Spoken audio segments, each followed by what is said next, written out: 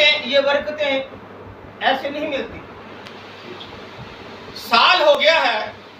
और आज 1 साल के बाद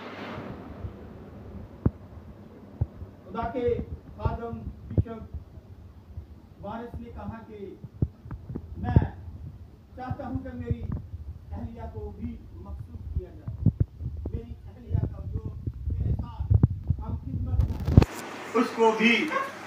इस मनसब पर और खास तौर पर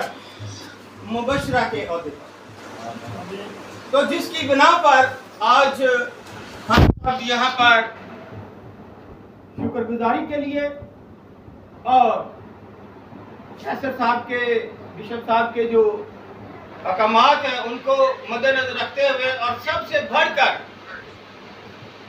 हम अपने जिंदा खुदा के जो जिंदा कलाम है उसको देखते हुए